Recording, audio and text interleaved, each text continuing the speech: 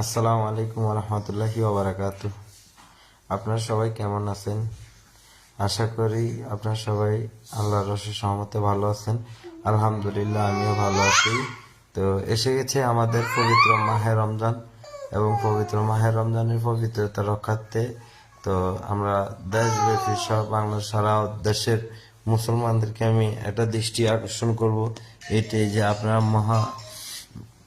পবিত্র মাহে রমজানের পবিত্রতা রক্ষা করবেন এবং দিনের বেলা যে খাদ্য দোকানগুলো আছে ওগুলো বন্ধ রাখবেন।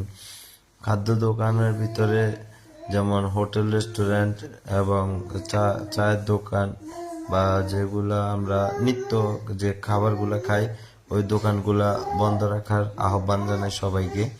এবং পবিত্র মাহে রমজানের যে মর্যাদাটা, আমরা সম্মানটা যেন সব সময় থাকে এবং আমরা পবিত্র মাহে রমজানের পবিত্রতাটা আমরা রক্ষা করি।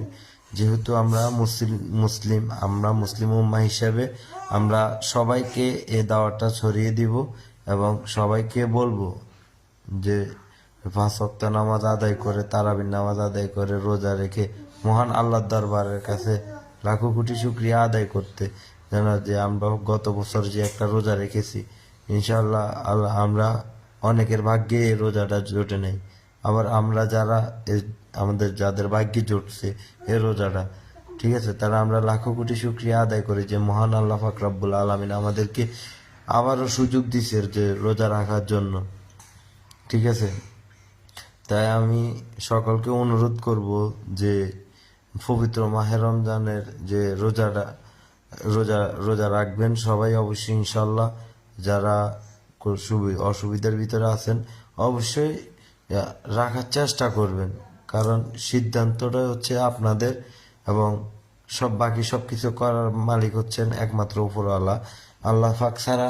আপনি এক ইঞ্চি জায়গা থেকে আপনি লড়তে পারবেন না মহান আল্লাহ পাকের ইশারা ছাড়া।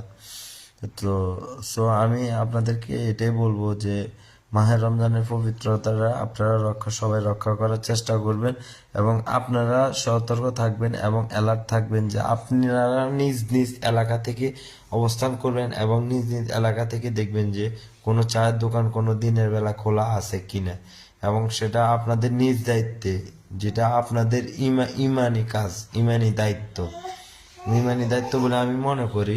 সেক্ষেত্রে আপনারা সবাই খেয়াল রাখবেন যাতে করে দিনের বেলা কোনো প্রকারের কোনো চার দোকান বা হোটেল, রেস্টুরেন্ট যাতে খোলা না থাকে। আপনারা মুসলিম আছেন, অমুসলিম আছেন, আমার ফ্যান ফলোয়ার যারা